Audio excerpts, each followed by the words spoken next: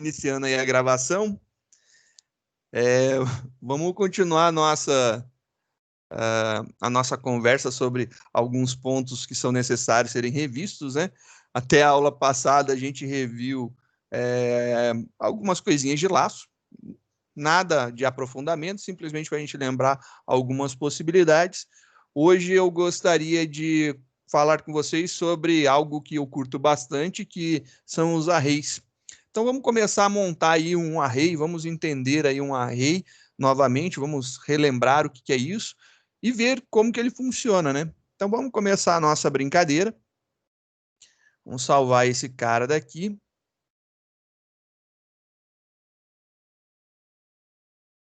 Vai ser o revisão 13, o arquivo 13 de revisão, que a gente vai falar sobre arrays. O nosso maior foco vai ser falar sobre arrays unidimensionais. São raros os casos onde a gente vai precisar trabalhar com uma versão de 2 dimensões de um array, né? Quando a gente chegar em tabela de hash, aí sim fará sentido a gente compreender, mas eu acho que tabela de hash é lá para o quarto semestre, então dá bastante tempo ainda para a gente chegar lá. Então vamos começar aqui a nossa brincadeira. Primeira coisa, vamos entender como que um array é declarado, né? Então, o array ele tem uma declaração bem tranquila, ele não é tão difícil, só que ele não é tão simples como, por exemplo, numa linguagem C, que você simplesmente coloca o tipo, o nome seguido de abre e fecha colchetes e já era, está lá declarado um array. O array no Java precisa de algumas coisas a mais. E vocês vão entender o porquê que ele precisa disso daqui a algum tempo. Só um segundo que eu vou desligar um switch. Tá fazendo barulho na minha cabeça. Nossa, que diferença. O que acontece é o seguinte: um array, nas outras linguagens, ele é uma estrutura especial, né? Em Java, ele é um objeto. E aí, sendo um objeto, ele tem características de objeto e ele se comporta como se fosse um objeto, mas ele não é 100% igual, ele é um objeto muito especial, muito específico, né? Mas é um objeto, sim. Então, a gente trabalha com ele dessa forma. Vamos falar, então, revisar o que é a declaração de um array, né? Então, por exemplo, eu quero criar um array de inteiros. O array ele tem uma característica importante. Uma das características mais importantes é que um array, depois de declarado o seu tamanho, ele não pode ser modificado, ele é de tamanho fixo. Eu não consigo mudar o tamanho do array depois que eu crio ele. Se eu criei um array de 10 posições, eu vou ter 10 posições nele e eu não consigo fazer com que ele mude de tamanho. Não tem uma função aumente seu tamanho, o array, ou diminua o seu tamanho. Não existe isso daí. Então, isso aí é um problema grave para a gente. É interessante, mas é complicado. Então, a gente tem que pensar bem na hora de declarar para que a gente possa declarar do tamanho que a gente deve de utilizar realmente para que, se você declarar um array muito pequeno, vai lhe faltar espaço, vai lhe faltar posições. Como ele não muda de tamanho, você vai ter que voltar, mudar o código e aí dá probleminha. Se você declarar um array muito grande logo no início, existe uma alocação de memória muito grande, dependendo principalmente do tipo que você estiver utilizando, né? Ou do tamanho, né? A quantidade de elementos que você estiver utilizando. Então, isso aí também pode gerar um problema. Você declara lá um array de 1 bilhão de elementos inteiros, então não é tão grande. Se você for ver, 1 bilhão é pouca coisa de alocação. É muito número, mas mesmo assim a gente consegue alocar, não tem problema nenhum. O problema é que se você alocar um array de 1 bilhão de posições e você for usar, sei lá, 10 posições, você está desperdiçando muita coisa. Isso daí é o que eu recomendo que não seja feito.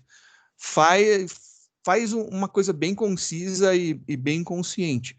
Se eu precisar de algo realmente grande, realmente declare, que aí é necessidade, mas se não for necessário utilizar, não o faça. Faça dentro da sua demanda, da sua necessidade. Então, vamos criar o nosso array. Um array de uma dimensão, normalmente ele é chamado de vetor. Então, vou criar lá int vetor. Para que eu possa transformar isso daqui de uma variável inteira para um array de inteiros, eu tenho a primeira possibilidade, eu posso fazer dessa forma. Se eu fizer isso daqui, vou colocar aqui vetor 1, né, só para a gente ver as possibilidades, isso daqui está declarando um inteiro chamado vetor 1 do tipo array. Então, no final, a gente tem um array de inteiros. Existe uma outra possibilidade, eu poderia fazer assim, int, abre e fecha colchetes, e aí fazer vetor 2, por exemplo. Também perdão. Aqui. Vetor 2. Agora o que acontece? Eu estou declarando uma variável chamada vetor 2 do tipo array de inteiros. A outra, eu estou declarando um array chamado vetor 1 do tipo inteiro. No final das contas, o resultado disso é a mesma coisa. Então, independente se você vai colocar o abre e fecha colchetes no nome da variável ou no nome do tipo, na tipagem, qualquer um resolve para a gente. O que nós vamos utilizar depende do dia, da hora, do momento. Vou fazer dessa forma aqui para copiar o de cima. Vamos criar o nosso vetor. Um vetor, depois de declarado, ele precisa ser dimensionado. Você precisa dizer qual que é o tamanho dele. Você pode fazer isso daqui, então, em duas linhas, né? Então, eu posso fazer aqui, declarei primeiro, aqui temos uma declaração, e depois eu vou dizer qual que é o tamanho. Então, eu coloco lá, vetor 2, agora igual, ou uso o operador nil, que a gente já conhece lá do scanner, que a gente já utiliza, nil. E aí eu repito o tipo dele. Ele não é inteiro? Olha lá, ele é inteiro. Se ele é inteiro, eu preciso vir aqui e colocar int também. E aí eu vou dizer quantos elementos inteiros eu vou ter. Vou declarar aqui 10 para que a gente possa brincar um pouco. Então ele faz isso daqui. Essa daqui é uma forma de você declarar, então aqui você tem a declaração, e aqui você tem o dimensionamento, você está dando o tamanho dele, você está dizendo quantos elementos que ele terá. Ou, se você preferir, você pode fazer tudo em uma linha, pois não? É o Thales. Então, senhor, eu não entendi direito. Para que serve essa atribuição nil que o senhor colocou? Para você criar o tamanho do vetor, senão o vetor declarado ele não tem tamanho. Ele só é uma variável, que ela é do tipo array, mas você não sabe quantos elementos que ela tem. Ah, entendi. Então, o new é só, no caso, para atribuir o tamanho 10 para o Exato, vetor. atribuir 10 posições de inteiro para o vetor.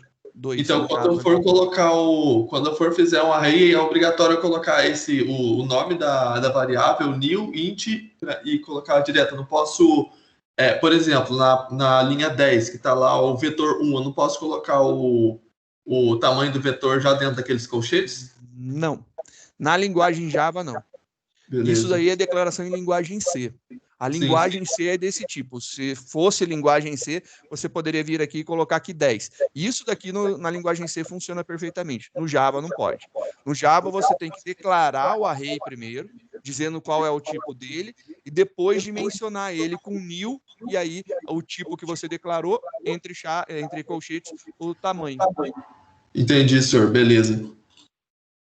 Outra possibilidade é você fazer a declaração toda numa linha só. Então, você declara lá int, vetor, nil, int, e aí você pode declarar lá um vetor de 7 posições.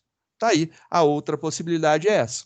Então, você pode simplesmente declarar, então aqui é só uma declaração, aqui você declara e aqui você dimensiona, você dá o tamanho, você diz quantos elementos que vão ter ali aquele array, e esse daqui você está declarando e dimensionando tudo num comando só. Também tem essa possibilidade. Há uma possibilidade também de você fazer a declaração tudo em uma linha só, já dando os valores iniciais do teu array, que, por exemplo, poderia ser assim, int, e agora só para a gente experimentar, eu vou trocar, eu vou colocar aqui vetor 3, né, só para a gente continuar na sequência, vetor 4, declarei um vetor, só que agora eu quero dizer quais são os elementos que vão estar dentro desse vetor. Já de primeira eu já quero ir lá e colocar os elementos. Para fazer isso, você vai abrir e fechar as chaves e vai pegar e colocar os elementos separados por vírgula. Os tipos dos elementos têm que ser, nesse caso daqui, inteiros. todos eles têm que ser do tipo inteiros ou convertíveis automaticamente para inteiro. Por exemplo, você poderia colocar um byte, um short ou um char, desde que ele consiga ser convertido automaticamente. Então, o cache implícito eu posso colocar. Se não for um cache implícito, não dá para colocar, não dá para fazer isso daí. Então, nesse caso aqui, vamos colocar lá, declarar um array. Eu posso ter aqui alguns elementos que você pode ver que são elementos inteiros.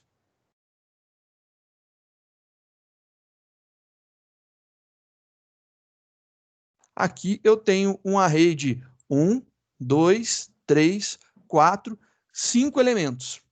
Beleza, isso daqui é totalmente possível. Outra coisa importante que a gente tem que lembrar que, tanto na linguagem C como na linguagem Java, a gente tem que o início de tudo é o zero. Então, a primeira posição, essa daqui, ela tem um índice zero.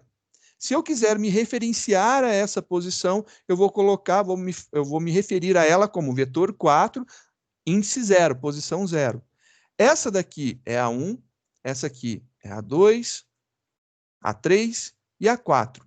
Logo, se você for ver, nós temos aqui um total de 5 elementos.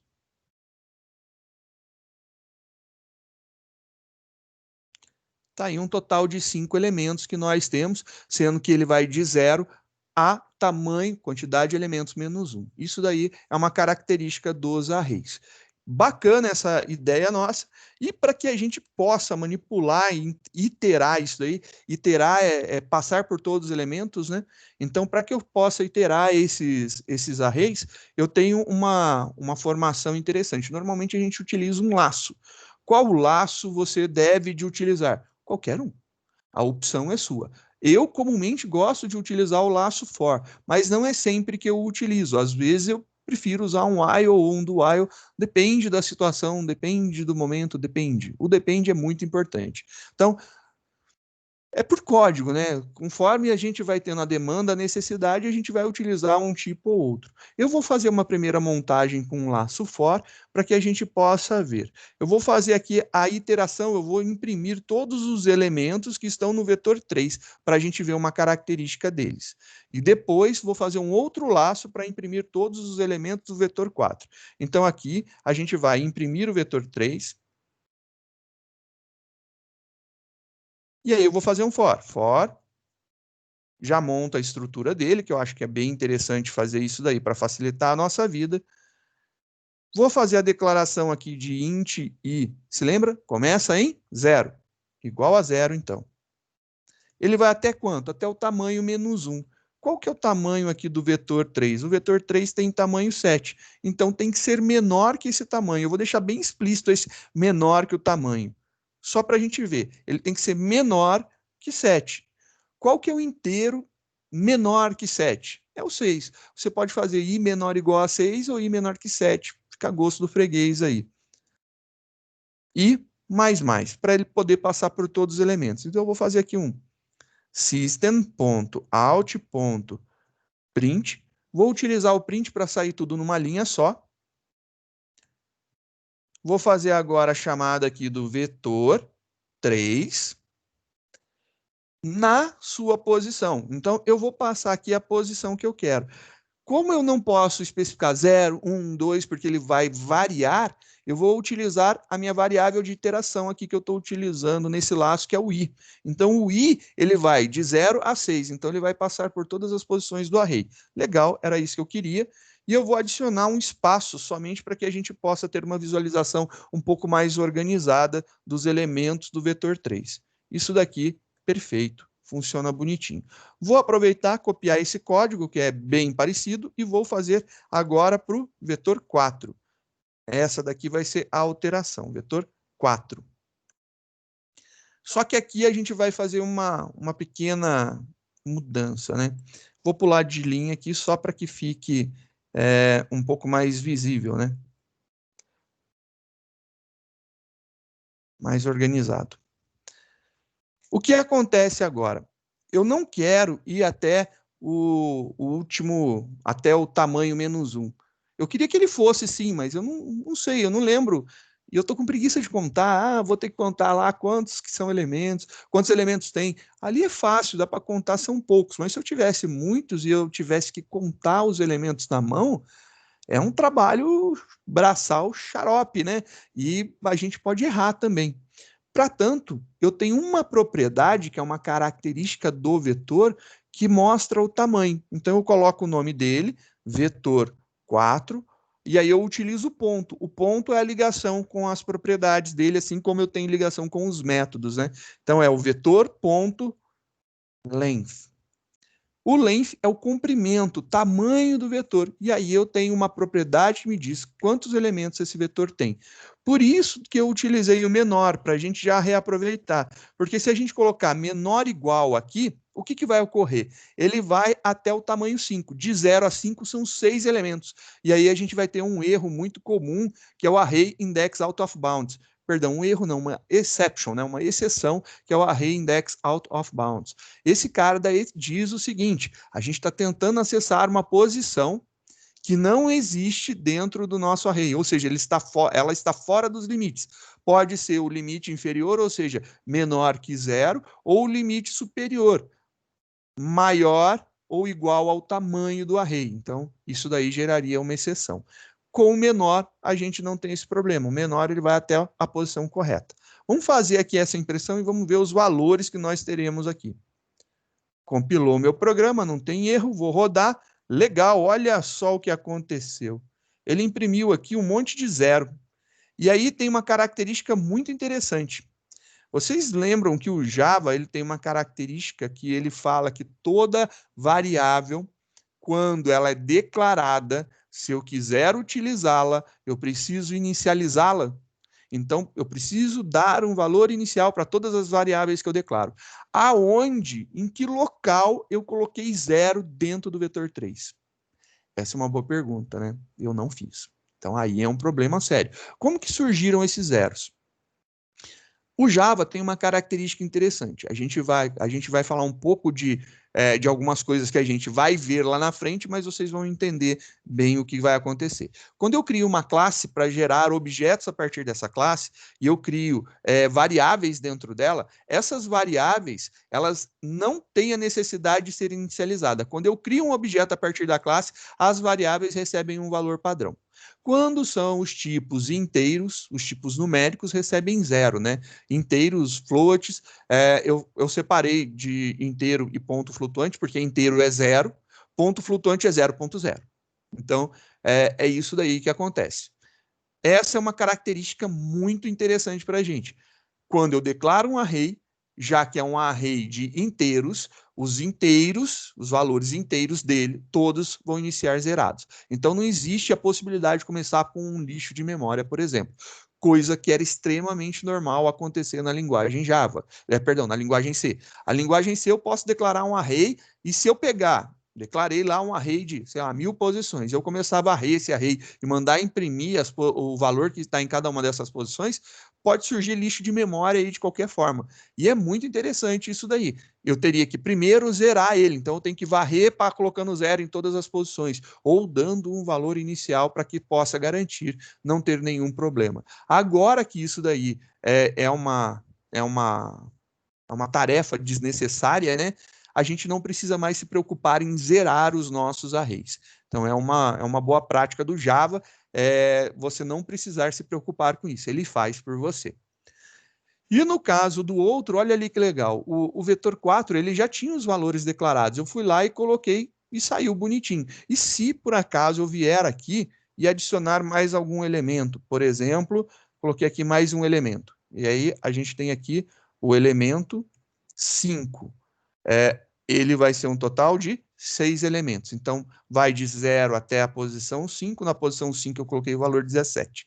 Legal, eu posso fazer isso na hora que eu faço e executo. Olha lá, ele sai bonitinho o valor. Então, ele consegue colocar, por quê? Porque a gente utilizou aqui uma forma automatizada de pegar o tamanho do nosso array. Independente do tamanho que esse array tenha, a gente vai saber, através aqui do nome do vetor .length, ele vai trazer para a gente o tamanho desse array. Então, me despreocupei, a partir de agora, quantos elementos tiver lá em cima, ele vai fazer essa impressão. O array tem essas características, então. Quando eu declaro esse cara, esse daqui, quando ele foi declarado, né? Vou colocar de baixo. O que foi gerado, na verdade? Na verdade, você está fazendo aqui um int, abre e fecha, vetor 3, e esse cara daqui, ele está sendo feito dessa forma, né? 3, 4, 5, 6, 7. Ele faz isso daqui. O que ele gera na declaração de cima é isso daqui. Tanto é que a gente consegue ver na hora que a gente imprime o array, que são essas posições. A mesma coisa acontece no 2, só que lá no vetor 2 vão ser 10 números zeros, né, que foi feito, e o vetor 1 não vai ter nada, porque ele não tem tamanho. Tanto é que se eu tentar mexer com ele, eu vou ter problema, né? Então, se eu tentar manipular ele de alguma forma, vai dar probleminha. Se você quiser ver dar problema, né, para experimentar, vamos ver aqui o erro que pode acontecer se eu fizer o uso aqui da impressão do vetor 1. Vou tentar tudo lá com o vetor 1. Vetor 1, vetor 1, vetor 1. Vou compilar o meu programa. E aí, na hora da compilação, a gente já tem aí o famoso erro de que a variável precisa ser inicializada. Sim, ela precisa ser inicializada. O vetor 1 só foi declarado, ele não foi inicializado. A inicialização de um vetor é dar tamanho para ele. Então, a gente precisa dar um tamanho para os vetores para que a gente possa utilizá-lo. Então, esse daqui não pode ser utilizado porque ele não foi dimensionado. O vetor 2, se você quiser imprimir para verificar, o vetor 2 é totalmente possível de ser utilizado. Ele já foi dimensionado. Ele ali está com tamanho 10. Então, se rodar esse cara, você vai ver aqui que a gente tem 10 zeros. Exatamente. O primeiro tem 7, esse aqui tem 3 zeros a mais, ou seja, tem 10 posições. Tá aí, a gente consegue ver que realmente funciona e ele inicializa com valores. Tá aí uma brincadeira, que é bem superficial a brincadeira, mas funciona bem. Eu posso fazer algumas coisas úteis com vetores, né? Por exemplo, eu poderia gerar aleatoriamente os valores de um vetor. Vou pegar esse cara aqui e vamos colocar aqui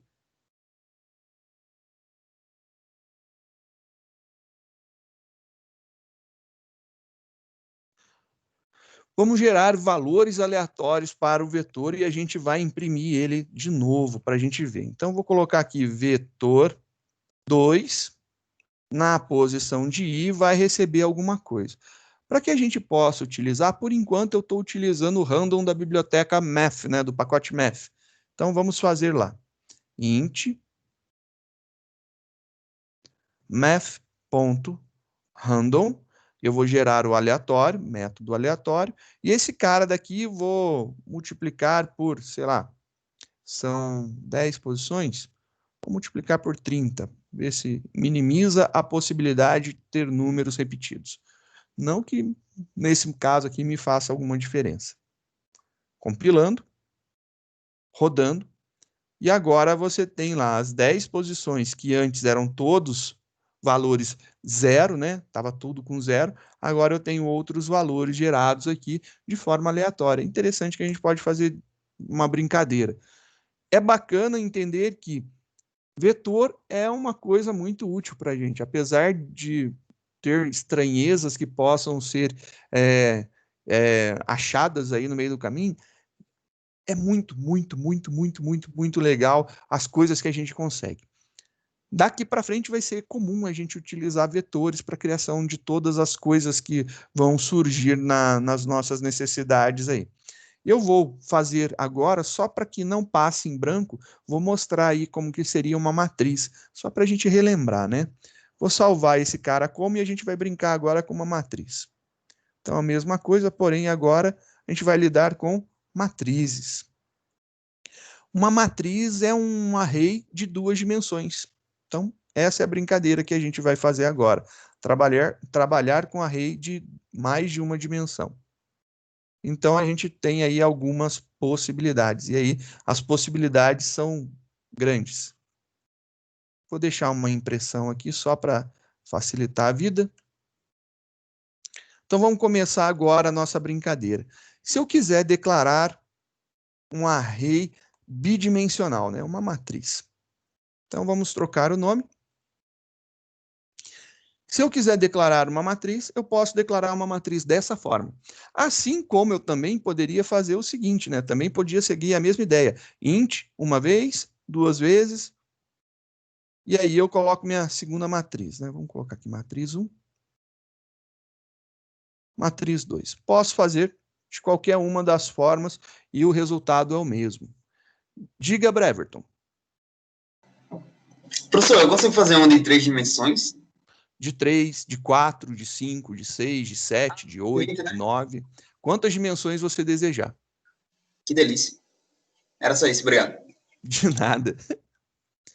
Agora, o que a gente pode fazer também? Eu posso fazer o mesmo esquema lá no caso do que a gente viu do array de uma dimensão, né? Então, eu poderia fazer aqui int, matriz, 3, abre e fecha duas vezes, igual, new, int, e aí eu vou dar o tamanho. Aqui um e aqui outro. Eu preciso, então, dar dois tamanhos. Vou colocar aqui para que não fique tão grande, 2 e 3. Quantos elementos eu tenho? Para cada linha, nesse caso daqui são as referências de linha, né? Então, o primeiro diz quantas linhas e o segundo diz quantas colunas. Você tem uma referência linha-coluna. O cruzamento de cada linha com cada coluna dá um resultado bem bacana. Isso daqui vai ser algo assim, né?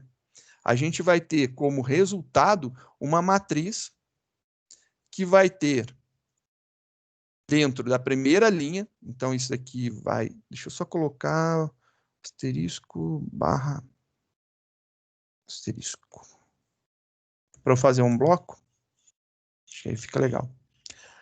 A minha matriz está aqui, para cada linha dela, ela tem duas linhas. Eu vou colocar a primeira linha aqui, somente para a gente entender, e ela está aqui.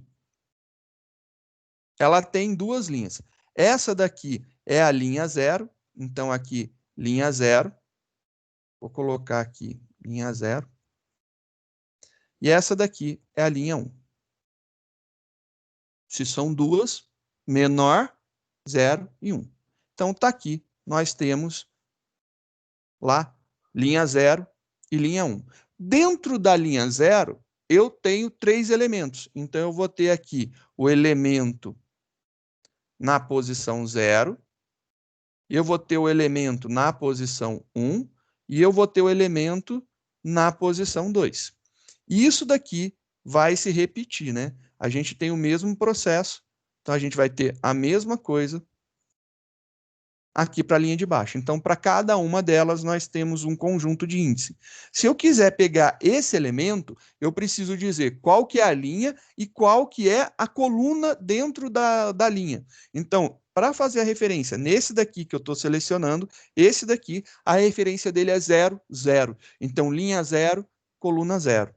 Para pegar esse outro elemento daqui, já é linha 1, coluna 1. Para pegar esse daqui, é linha 0, coluna 2. Então, eu preciso das duas referências para que eu possa chegar até o elemento que eu desejo. Quantos elementos eu tenho? Se você for contar aqui, ó, 1, 2, 3, 4, 5, 6. Ou seja, 2 vezes 3, um total de 6 elementos. Isso daí é muito importante. 2 vezes 3 dá um total de 6 elementos. Isso daí é a quantidade de elementos que a gente vai ter dentro de uma matriz.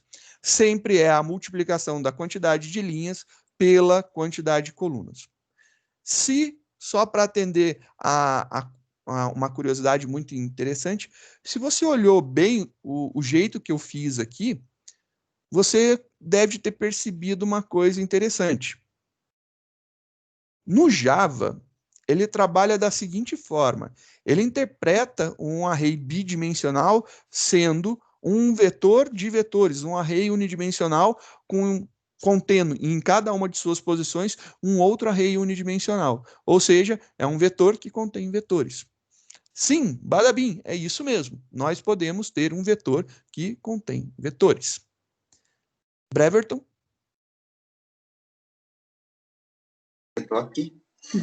Tá com a mãozinha levantada, quer falar alguma coisa, perguntar alguma coisa? Não, acho que é a mesma daquela hora. Ah, então beleza. Desculpa aí, Só para saber. Luquinhas? Professor, Pois não. é como se fosse tipo uma pasta dentro de outra pasta? Uma pasta dentro de outra pasta, exatamente. Ah, tá. E só uma pergunta, tem como fazer coluna primeiro e depois linha? Não. Você tem que seguir a ordem. Porque você tem. Eu vou mostrar o porquê que você tem que seguir essa ordem. Você tem que criar a primeira dimensão para depois criar a segunda dimensão. Se você vai tratar a primeira dimensão como linha ou como coluna, aí já é uma outra questão. Porque se você estiver vendo que aqui eu vou criar um array, aqui eu vou criar outro array, e aqui eu vou criar o último array, você vai ter 3 linhas com várias colunas dentro dela. Mas se você imaginar que você está começando pela coluna e você vai criar um array vertical, um array vertical, um array vertical, um array vertical, é uma questão de interpretação. Mas você precisa primeiro declarar a primeira dimensão. A primeira dimensão você não poderia, por exemplo, começar dizendo que eu quero ter uma segunda dimensão 3 antes de declarar a primeira. Eu preciso declarar a primeira dimensão para depois ter a segunda dimensão. Isso daí é a única limitação que a gente tem. Eu não tenho como fazer tá bom. invertida essa etapa. Mas a questão de visualização seria você pegar esse desenho que está dessa forma e você colocar ele dessa forma.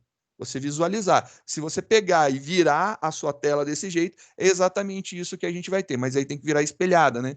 Porque aí ele ficaria o 0 primeiro, primeira coluna, o 1, segunda coluna. Aí é uma questão de referência, mas não muda. E isso daí é importante para a gente. Mas sempre, se você fizer isso daí, é uma questão de visualização. Você vai estar falando aqui que é o primeiro índice, vão ser 2 elementos, então aqui eu vou ter 2, e aqui o segundo índice, né, vão ter 3 elementos para cada um dos elementos do primeiro índice. Então, ele é multiplicando um pelo outro. Uma coisa interessante que a gente pode fazer também, já que a gente viu que é possível fazer assim, a gente pode fazer aquela brincadeira de fazer a declaração na mão, né?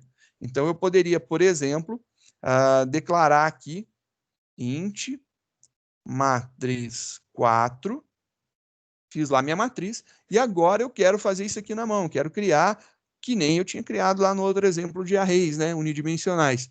Legal, só que lembra que eu falei que esse cara ele tem uma característica diferente? Ele vai ficar assim, né? Eu vou deixar dessa forma para que a gente possa ver estruturada como que fica, né? Vou colocar aqui, por exemplo, eu quero primeira linha, eu vou colocar os elementos aqui. Segunda linha, vou colocar os elementos aqui. Terceira linha, vou colocar os elementos aqui e eu vou fazer uma quarta linha. E aí eu posso fazer isso. Então, por exemplo, eu quero que aqui seja 9, 4 e 2. Vou deixar separadinho para ficar mais bonitinho de ver. Depois 0, 5 e 6. Depois 8,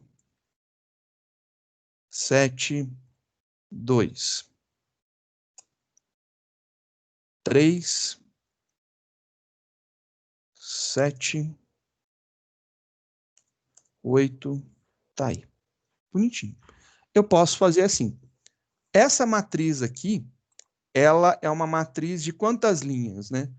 Então, aqui a referência dela eu tenho 1, 2, 3, 4 linhas. Então, eu tenho aqui uma matriz que, na verdade, ela foi declarada, né? Se você fosse fazer como se fosse na linguagem C, você iria escrever matriz 4, e aí você colocaria aqui, ela tem 4 linhas, e dentro de cada linha, né, a gente tem 3 colunas. Então, essa seria uma referência dela. É uma 4 por 3. Então, 4 vezes 3 dá um total de 12 elementos. E isso daí é bem interessante para a gente. É o que a gente está tendo aqui de resultado. Uma matriz de 4 linhas por 3 colunas e a gente tem 12 elementos ao total. Só que matriz é um negócio que eu falo para vocês, é bem interessante, né? Dá para fazer muita coisa. A partir do momento que você entende que ela é um vetor, que tem vetores dentro dela, você começa a pensar assim, bem, já que é um vetor que eu tenho vetores, Eu poderia fazer algo estranho, diferente. Sim, eu poderia. E esse algo estranho e diferente, vocês sabem muito bem que eu curto muito essas loucuras. Por exemplo, eu poderia ter isso daqui, né? Ter aqui um elemento, ter 3 elementos. Vou colocar aqui.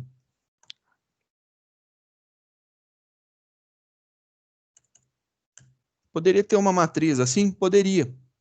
E aí o que acontece? Aí o bicho pega, porque ela é uma matriz que tem 1, 2, 3, 4 linhas. Só que na primeira linha dela, ela tem um elemento. Na segunda, ela tem 4. Na terceira, ela tem 3. E na quarta linha, ela tem apenas 2. E aí, como que eu sei a quantidade? Eu tenho que contar, literalmente. Eu tenho que ver quantos elementos. Então, eu tenho 1 mais 4, 5, mais 3, 8, mais 2, 10. Aqui eu tenho 10 elementos distribuídos na minha matriz. Essa distribuição é aleatória, eu posso ter quantos elementos eu quiser em uma linha e na outra eu ter menos elementos.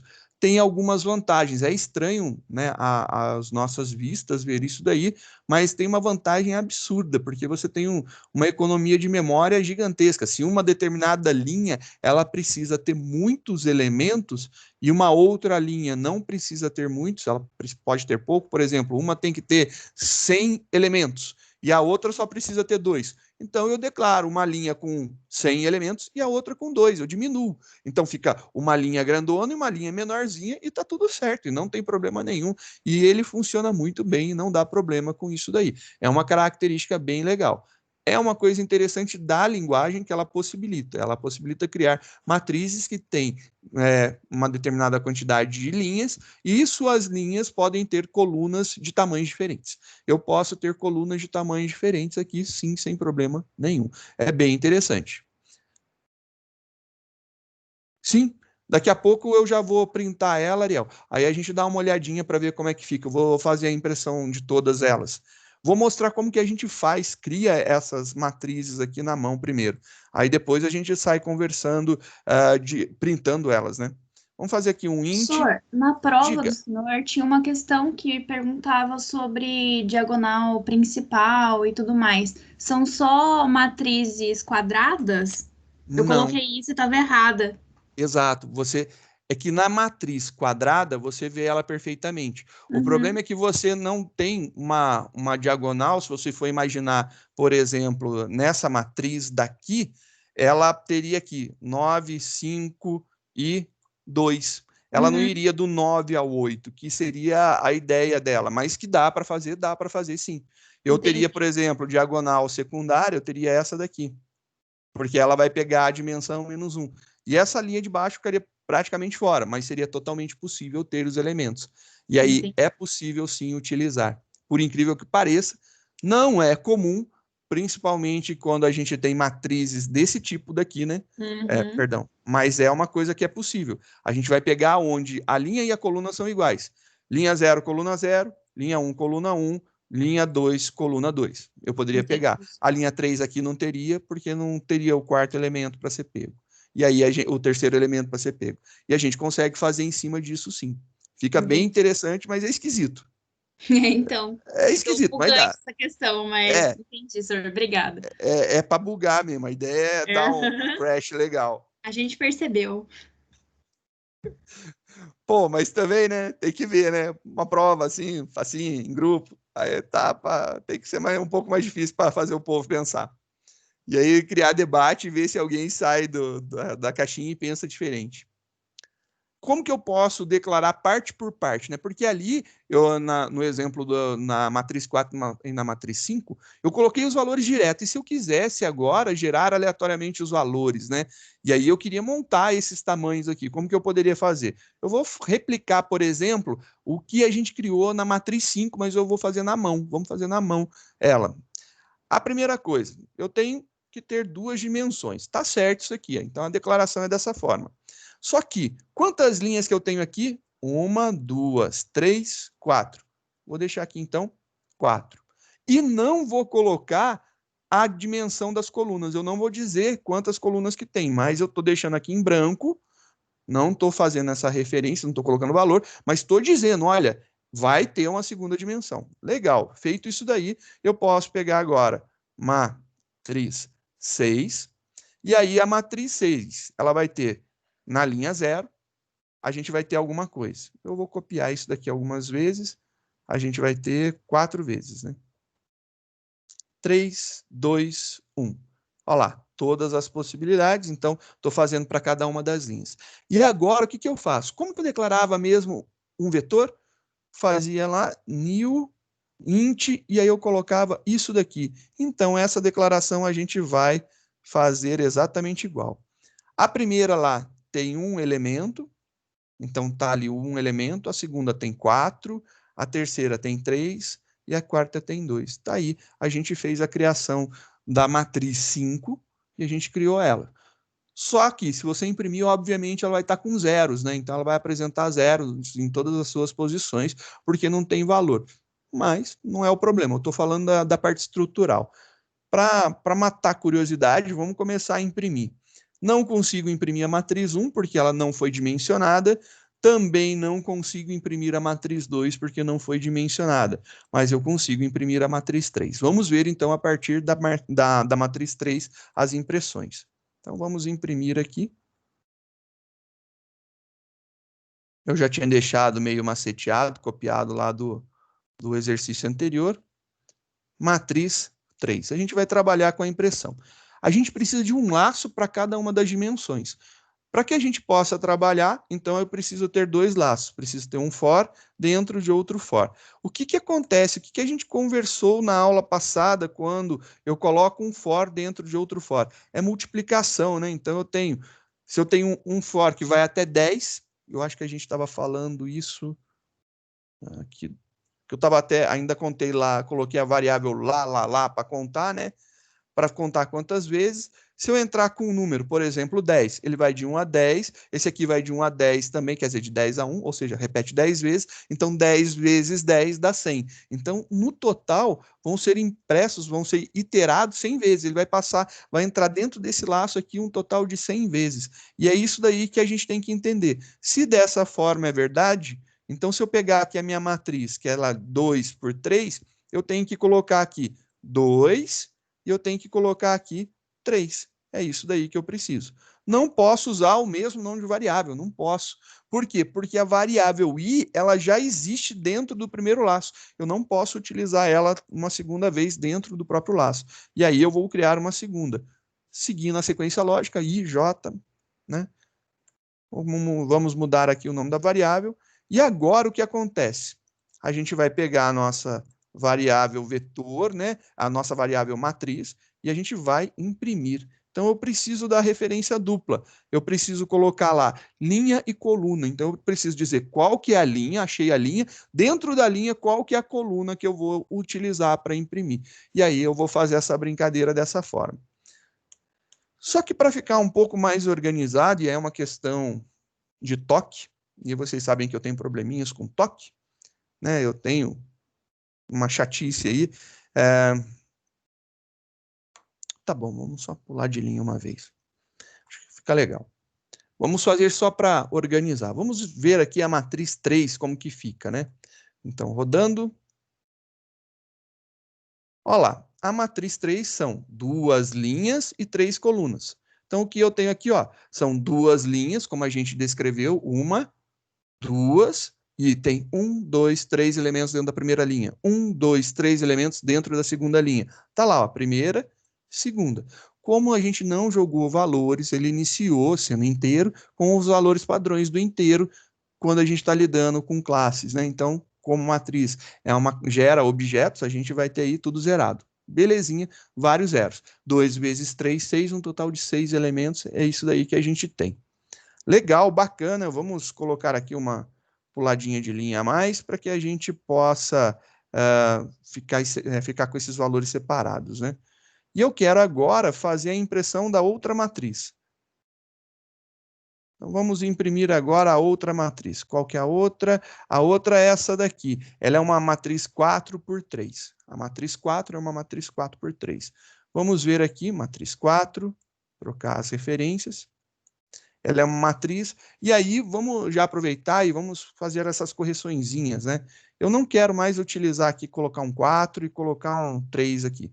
Eu posso, não há nada que me impeça, mas eu quero automatizar para que, se eu mude o tamanho da matriz, aumente a quantidade de linhas ou mude a quantidade de colunas de cada uma das linhas, eu consiga deixar isso aqui, esse código pronto para funcionar.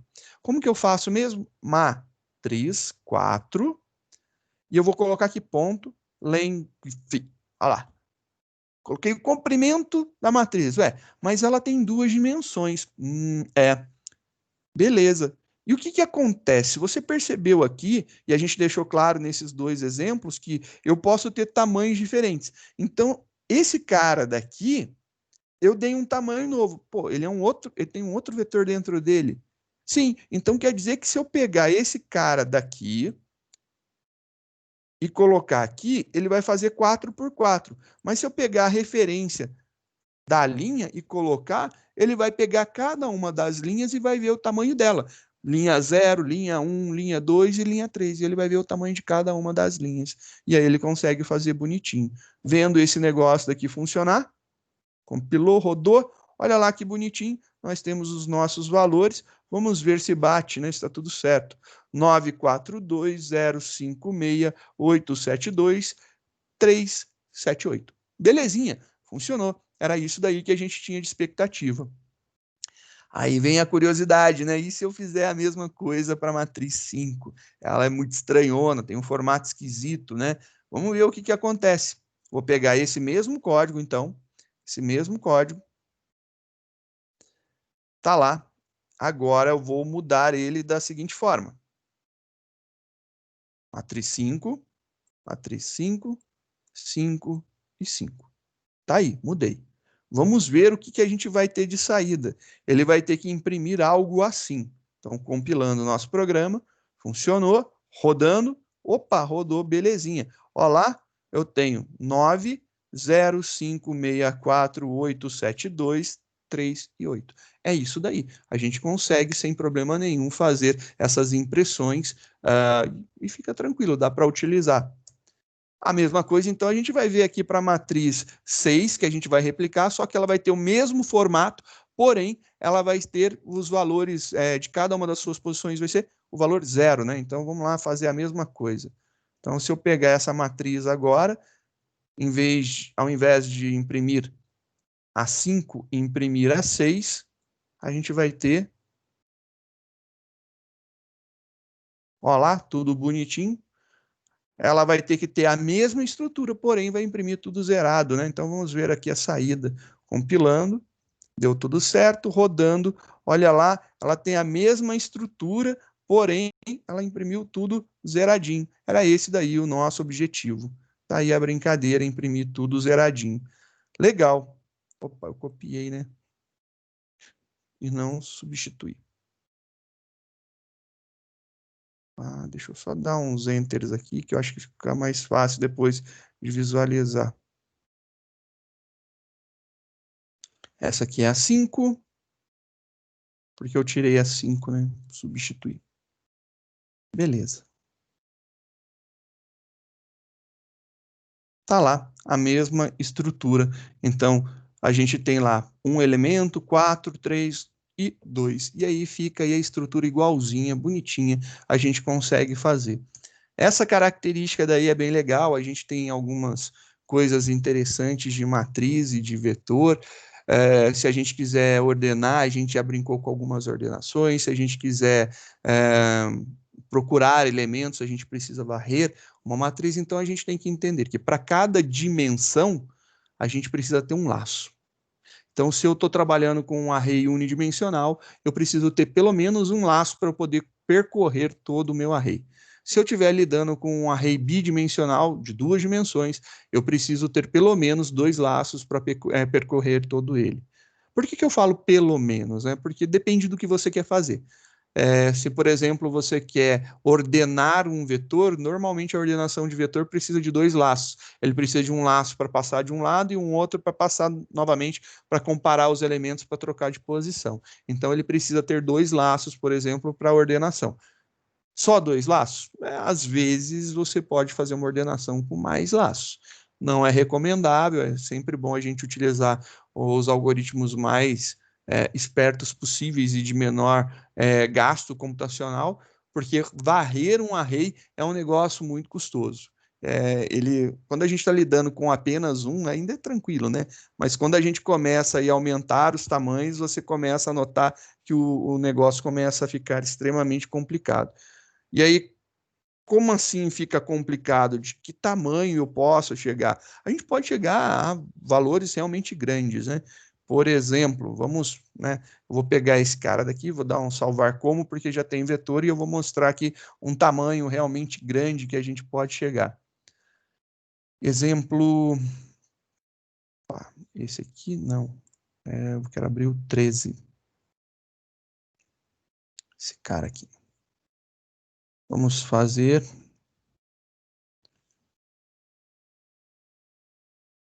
Esse cara aqui, só para a gente brincar um pouco, para a gente ver o que eu estou comentando de array e o tamanho que ele pode chegar, né? Então, vou tirar aqui isso. Isso aqui não me interessa agora. Tá, isso daqui. Vamos brincar com isso daqui. Vou chamar só de vetor. E aí a gente vai colocar um tamanho igual a new int. A gente tem 1, 10, 100, 1000, 10.000, 100.000, 1 milhão. 10 milhões, 100 milhões, 1 bilhão. Beleza, 1 bilhão eu acho que é legal. Dá para ver que o tamanho dele é grande e a gente vai brincar de gerar valores muito loucos aí, aleatórios para esse cara, e a gente vai brincar com isso daí. Então, fica aí a ideia de gerar valores aleatórios. Para que ele possa gerar valores de forma aleatória legal, eu vou querer, dentro de 2 bilhões, ele gerar esses valores e ele vai sair imprimindo isso daí para mim. Essa é a ideia. Ele vai imprimir todos os elementos. Muito louco aí. Só para ver agora, nesse momento, compilou, está sossegado. Estou com uso de 46% de memória. Vamos ver o que vai dar. Vou executar esse cara. Compilando. Beleza, executando. Ele está gerando um vetor de 1 bilhão de elementos. E aí a gente está chegando aí a 71. De 46 foi para 71%. Eu tenho 16 GB de RAM, então dá para ver aí a quantidade de valores em valores, né? Fora que o processamento está bem alto, né? A gente está aí nos 75, 80% de utilização. Está usando 13% de swap, coisa que normalmente eu não uso, não tenho necessidade. Pelas coisas que eu uso, a quantidade de memória é suficiente. E aí você está vendo ele gerando 1 bilhão de elementos. E aí a gente pode fazer uma coisa divertida. Roda, fica legal. Pior de tudo que fica legal se você tiver uma máquina um pouco menor. Ele pode dar alguns erros, porque aí a Java Virtual Machine é que vai gritar, né? Ele pode dizer que você está excedendo a quantidade de memória. Eu já fiz isso nessa máquina daqui. Eu já consegui dar alguns estouros de memória bem interessante quando fui rodar alguns algoritmos de ordenação. E aí, quanto pior o algoritmo de ordenação, mais ele consome. E aí dá para a gente ver a brincadeira acontecendo, né? A atualização do vídeo não é tão rápida, mas ele está criando muito, muito, muito rápido mesmo. É bem interessante aí, a taxa de atualização é altíssima. E ele está rodando e você vê que já está passando aí um bom tempo e ele ainda não chegou ao final de ter gerado todos os elementos necessários, né? Isso daí é o que eu gostaria de mostrar para vocês. A gente pode chegar a ter problemas com o tamanho, sim, mas tudo depende do que você for fazer, do que você for montar, né? Então, se você for montar um programa que precise realmente dessa quantidade, você vai ver que vai consumir muita memória e vai ser um perereco, né? Vai dar uma dorzinha de cabeça grande. Aí a gente está vendo que ele ainda não terminou, continua a execução e vai que vai longe esse negócio. Essas brincadeiras da gente ver Parece bobeira, né? Mas entenda o seguinte, eu estou lidando com tipos inteiros. Inteiros são pequenos. A gente está aí lidando com inteiros, são 4 bytes. Então, estou utilizando um pouco de memória? Claro que estou. Então, é 4 vezes 1 bilhão, né? Então, é 4 bilhões de bytes que estamos utilizando num array. Quando a gente está lidando ainda com tipo primitivo, a gente vai ver aí no decorrer dessa aula que a gente vai criar os nossos tipos complexos, né, nossos tipos referência, que são os nossos objetos. E a gente poderia criar também um objeto e querer gerar 1 bilhão de elementos, né, 1 bilhão de objetos para testar alguma coisa. E o consumo de memória vai para a cucuia, porque aí ele pode realmente sentar e não conseguir fazer. Aí a giripoca vai piar bonito. E é legal, porque você consegue ver que realmente depende da máquina, depende da infraestrutura. Será que eu realmente preciso de um vetor tão grande? Eu estou colocando porque se o usuário digitar muitos valores, será que o cara vai ficar digitando 1 bilhão de elementos? Então, são essas as medidas que eu tinha falado inicialmente. É esse detalhe que a gente precisa ficar atento. Será que é necessário? Faça dentro da demanda, dentro do limite necessário. Isso aqui vai demorar uma pá de tempo para acabar, eu não vou deixar executar isso daqui tudo, senão vamos ficar aqui até o final da aula só vendo e não vai ter graça nenhuma. Mas é uma possibilidade, eu deixo aí para quem quiser depois tentar executar esse cara, vai ser divertido aí a brincadeira. Em outros tempos, o Aldo ainda falou ali que não se pode duvidar do usuário. Em outros tempos eu acreditaria, mas nesse mundo de facilidades, duvido que vai ter alguém que queira ficar nisso daí. Então, a pessoa quer que facilite a vida, né? Não que tenha dificuldades. Essas declarações são muito interessantes. A partir de agora, eu acho que a gente teve uma revisão para lembrar as estruturas. A gente não está explicando, não está fazendo exercício sobre.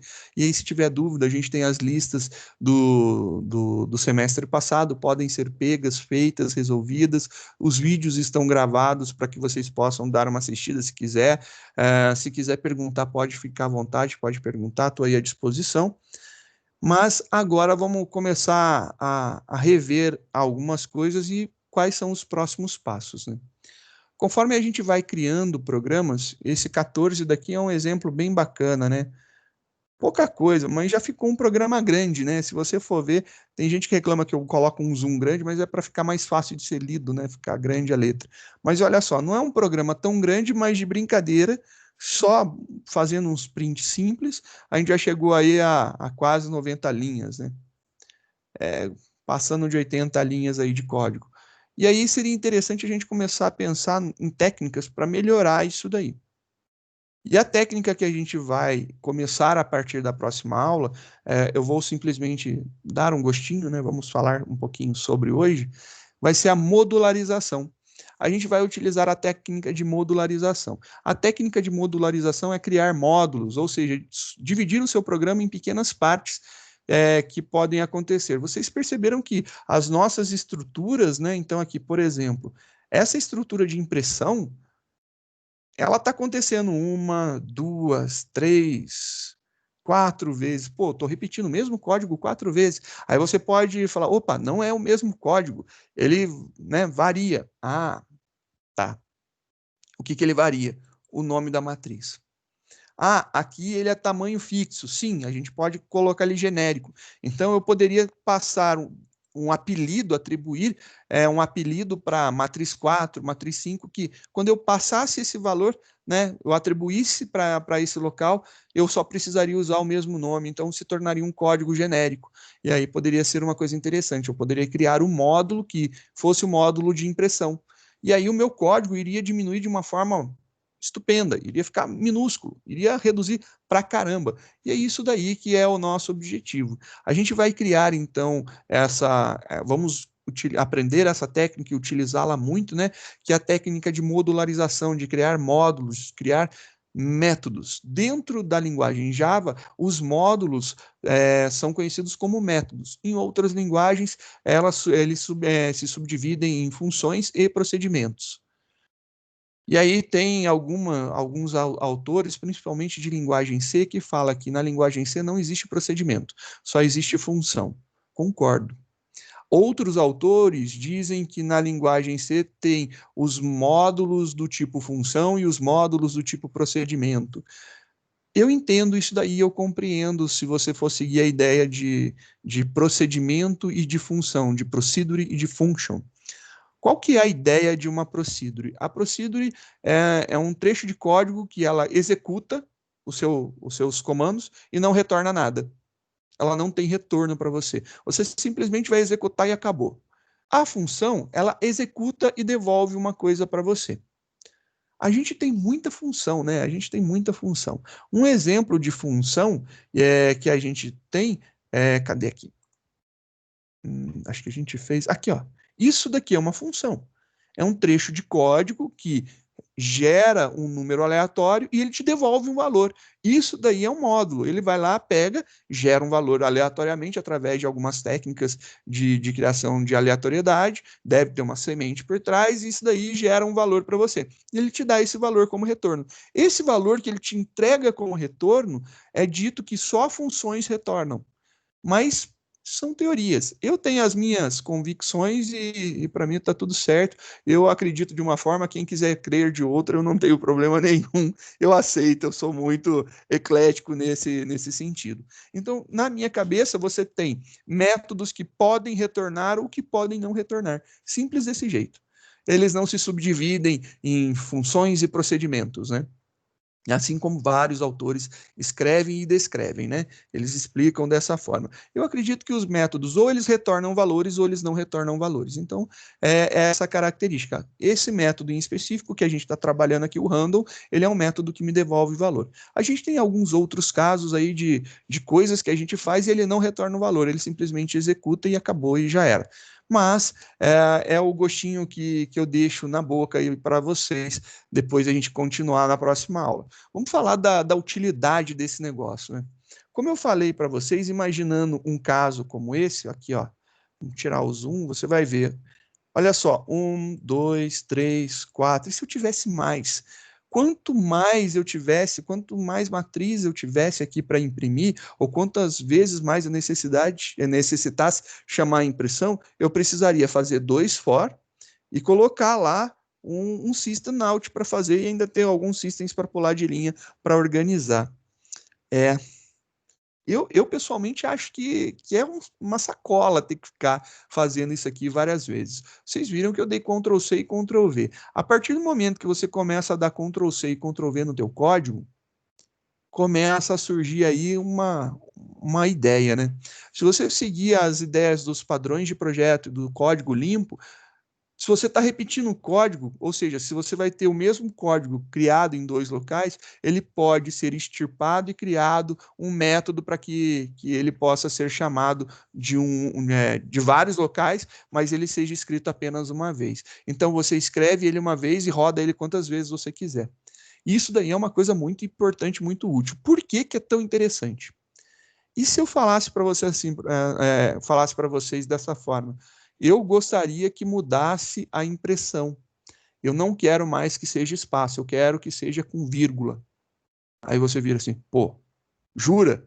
Eu tenho 4 locais, eu vou ter que alterar em 4 locais? Sim, você vai ter que alterar em 4 locais. Você vai ter que se virar e sair corrigindo isso aí nos 4 locais. E aí você fala, é só 4 locais, beleza. E se você tivesse essas impressões sendo feitas várias e várias e várias e várias e várias e várias vezes? E a gente sabe que os códigos, eles podem ter isso daí, podem crescer e podem ter muitas repetições de coisas, e a gente tem que chamar. Começa a ficar insano, né? Então, a ideia da modularização é justamente isso, a gente conseguir limpar o nosso código e organizá-lo, e deixar esse código que se repete, deixar ele simplesmente um local. Para que eu vou ficar repetindo o código? Se ele repetiu, eu crio um método e faço a chamada a esse método apenas uma vez, o código será escrito.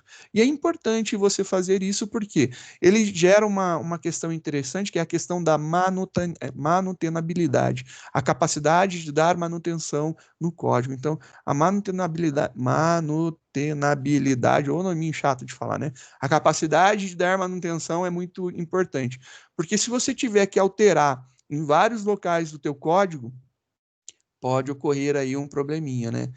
Já pensou? A gente tem um caso clássico, eu acho que nesse momento é bem interessante, é bem emblemático. Vocês perceberam que as placas dos carros mudaram? Eu gosto de comentar sobre as placas dos carros porque é uma curiosidade que eu tenho e me incomoda muito ainda. As placas dos carros mudaram. No Brasil, as placas antes eram 3 letras, traço, 4 números. Obviamente, antes disso, eram 2 letras, traço, 4 números. E aí agora 3 letras, traço, 4 números. Agora no lugar dos números não é mais somente número, né? Ele pode ter letra. Em alguma das posições pode ter letra, eu não sei se em todas. É uma curiosidade que eu tenho que eu ainda não descobri, mas eu gostaria de saber aonde pode ter, mas a regra mudou. E se você tinha alguma coisa que validava, já imaginou um sistema grande que você controla, que você registra carros, né? Tem a necessidade de colocar as placas. Em um determinado momento você surge lá e fala assim: bom, eu não estou conseguindo cadastrar a placa do tiozinho aí que chegou, não. Aí você fala: qual que é a placa dele? Ah, é ABC-1Z23. Oh, mas Z é Z. Mas não é número, não? Não, não é. Nossa, cara, vamos ter que ligar lá para o suporte poder arrumar isso daí, né? Chegar, a gente vai colocar um número aqui e depois o suporte faz um update aí para corrigir esses problemas. Eu falo, beleza, então, vamos fazer aí. A gente montou. Aí chega lá no cara do suporte, o cara do suporte olha assim, onde que você estava tentando fazer? Eu estava aqui na tela de cadastro de veículo. Beleza, fui lá na tela de cadastro de veículo, arrumei. E aí, em algum outro lugar do sistema, o cara falou assim, beleza, tenta cadastrar aí, você tenta, consegui cadastrar, beleza. Aí o cara que chegou com o carro lá na tua empresa, na tua loja, no teu estabelecimento, agora ele chega e fala assim, eu quero pagar o meu serviço. Aí você vai puxar pela placa do carro para ver quanto que o cara está devendo. Aí você digita lá, cara, aqui não está dando para colocar a placa do carro dele. E aí você começa a notar que em vários pontos do teu sistema, você tinha que fazer essa alteração da placa. E aí começa a validar tudo de novo em vários pontos do sistema. E se eu tivesse pego e colocado em um único local, concentrado em um único local, toda essa regra de colocar a placa? É essa a ideia. A gente vai ter um único local que vai fazer alguma ação. Para que eu possa fazer isso, eu preciso, então, ter a capacidade de modularizar, de criar módulos, de criar trechos de código que podem ser chamados e não há mais a necessidade de repetição. E é isso daí que a gente vai ver na próxima aula. Eu gostaria muito que vocês dessem uma olhada, pesquisassem, perguntassem um pouco, dessem uma lida. Eu acho que ficaria muito interessante, né? Bem bacana. Eu pessoalmente, eu acho que é a base para a gente começar a orientação objeto, a gente ver a modularização. Sem ela, a gente não consegue fazer orientação objeto, não dá. E aí vocês vão ver depois que realmente não dá, fica muito difícil, a gente só consegue fazer as coisas mais básicas possíveis, e aí na aula que vem a gente já cai de cabeça criando os nossos métodos, e a gente vai começar a entender como que se cria, e depois que a gente entendeu como que faz a criação, a gente vai pegar os exercícios que a gente tinha desenvolvido, feito tudo em um código só, em um local só, a gente vai tornar ele em pequenos módulos. Inicialmente vai parecer que a gente está escrevendo muito mais, mas a ideia é você entender como que cria o método, né? Como que você cria esse trecho de código e consegue chamar ele. E aí, quando você estiver criando os trechos de código como se fosse uma coisa normal na tua vida, como se você estivesse escrevendo uma declaração de variável, ou um if, ou um for, ou um while, o que seja, você vai estar no ponto da gente começar a melhorar isso daí. Então, a gente tem vários exercícios voltados somente para esse tipo de conhecimento que deve ser adquirido para que a gente possa dar andamento aí nos próximos passos da orientação. Beleza, pessoal? É isso daí, então. Vou parar essa gravação e aí, aula que vem, a gente já inicia no assunto desse semestre, que é modularização. Então, acabamos nossa revisão bem tranquilinha, bem superficial, somente para a gente fazer as ligações necessárias, porque o conhecimento eu sei que vocês já têm, e aí é essa a ideia, né? Vamos mandar bala, esperar aí a próxima aula.